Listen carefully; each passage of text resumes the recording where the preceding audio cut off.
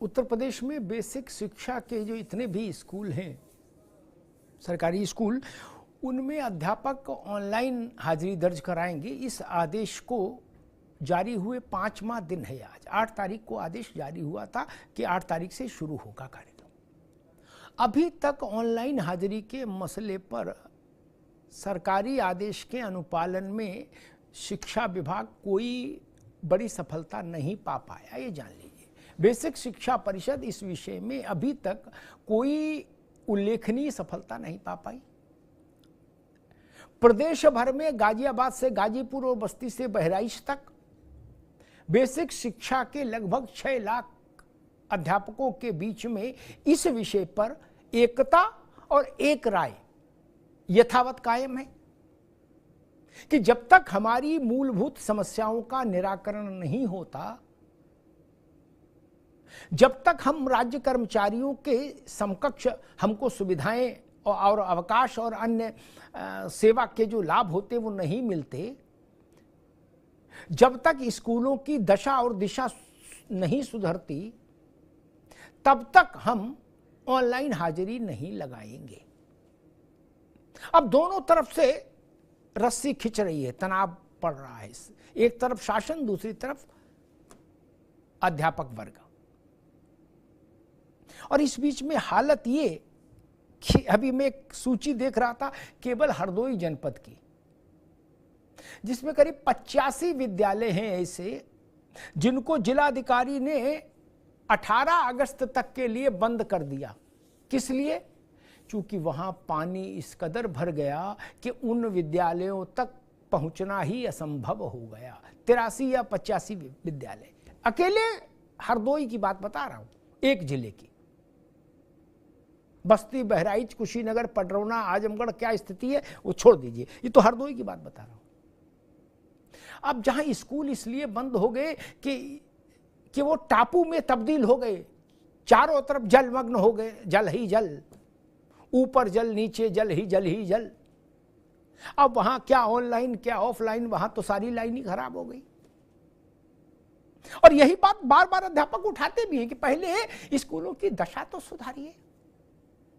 आज बेसिक शिक्षा परिषद का कार्यक्रम ये था कि खंड शिक्षा अधिकारी और बेसिक शिक्षा अधिकारी जिले के ये सब लोग टोलियां बना बना के विद्यालयों में जाएंगे प्रदेश भर में और अध्यापकों के साथ संवाद करेंगे और उन्हें इस बात के लिए मनाएंगे कि वो ऑनलाइन हाजिरी की बात स्वीकार कर लें। लेकिन प्रदेश भर में ऐसा हुआ नहीं। जहां कहीं कुछ गए भी अधिकारी तो वहां विरोध का सामना करना पड़ा अध्यापकों के से उनको। और प्रदेश भर में इस नई वीडियो में, ये वीडियो आप सभी शिक्षा मित्र साथियों के लिए बेहद ही महत्वपूर्ण होने वाली है। इस वीडियो में आपके बीच में वर्तमान की एक काफी ज्यादा बड़ी खबर साझा करेंगे। यह खबर आपके अस्थायीकरण के पॉइंट ऑफ व्यू से काफी ज्यादा महत्वपूर्ण है, तो सभी साथी वीडियो को पूरा देखें। चैनल को अभी तक आपने सब्सक्राइब नहीं किया है तो तुरंत ही इसे सब्सक्राइब भी कर ले। अब चलते हैं अपडेट पर। गए भी नहीं, ये भी बात सत्य है। दोनों तरफ से तनातनी की स्थिति ये कि कोई झुकने को तैयार नहीं। न शासन अभी वो आदेश वापस लेने की स्थिति में अपने को है पा रहा है और ना अध्यापक ऑनलाइन हाजिरी के सरकारी आदेश को स्वीकार करने की मन स्थिति में। इसी बीच में एक वो आया कि एक डीएम साहब गए थे चेकिंग करने, तो उन्होंने एक अध्यापक का मोबाइल चेक कराया तो उसमें पाया कि 2 घंटा या 2.5 घंटा उसने मोबाइल पर बिताए। अब एक सवाल ये भी उठता है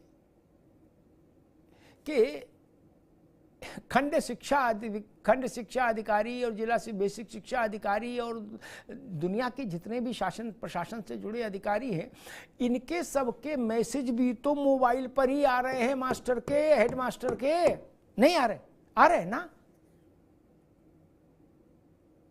जब शिक्षा का पूरा तंत्र ही मोबाइल पर चल रहा है मित्र, मैसेज पर, व्हाट्सएप पर, तो अध्यापक मोबाइल नहीं रखेगा, मोबाइल नहीं देखेगा तो गुनाह हो जाएगा। सारा काम आप उसी पर तो करा रहे हैं। फलाने खंड शिक्षा अधिकारी के यहां इतने बजे मीटिंग में पहुंचे, ये सूचना डाकिया से थोड़ी ना आ रही है, ये तो मोबाइल में गिरती आके टप से। और अगर स्कूल के घंटों में अध्यापक मोबाइल नहीं खोलेगा, डीएम साहब की बात मान ले, तो फिर सरकारी काम कैसे चलेगा? इसका भी तो कोई उत्तर दे। मैं वो उदाहरण तो दे ही नहीं रहा कि मंत्री, मुख्यमंत्री और चीफ सेक्रेटरी ऐसे स्तर के बैठकों में बड़े नौकरशाह चुपचाप अपने मोबाइल पर धीरे से क्रॉसवर्ड पहेली खेलते देखे जाते हैं। ऐसे तमाम चित्र हैं। सोते पाए गए वो तो अलग है, ये खेलते देखे गए नहीं। कुछ राज्यों की विधानसभा में, चलती हुई विधानसभा में माननीय विधायकगण कुछ रंगीन किस्म के, नीले किस्म के चलचित्र देखते पाए गए। वो विवाद तो याद ही है। तब अध्यापक का मोबाइल ऑन कैसे हुआ, ये विषय है।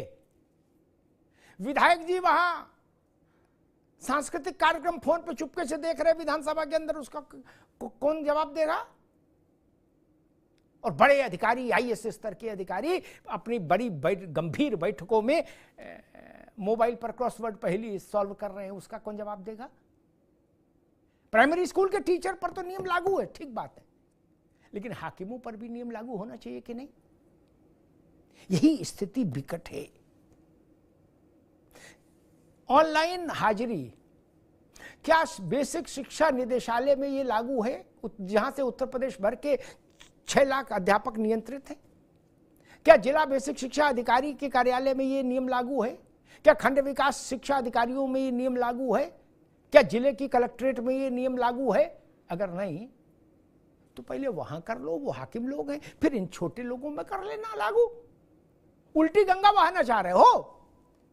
गोमुख से गंगा आएगी नीचे गंगा सागर तक।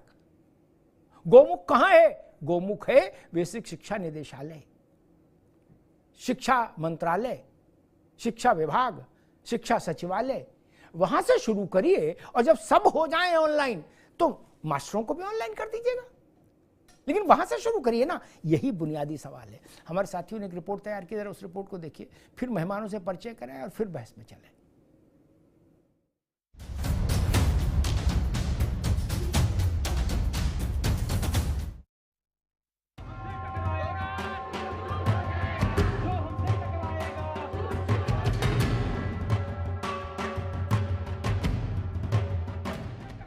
उत्तर प्रदेश में बीते 8 जुलाई से ऑनलाइन हाजिरी के मुद्दे पर मचा घमासान अभी तक किसी समाधान पर पहुंचता नहीं दिख रहा है, बल्कि हर रोज बढ़ते टकराव और तनाव में बात बिगड़ती सी दिख रही है, क्योंकि सरकार और शिक्षा विभाग अपने आदेश के साथ खड़े हैं, तो वहीं 6 लाख शिक्षक पूरी तरह से विरोध में खड़े हैं।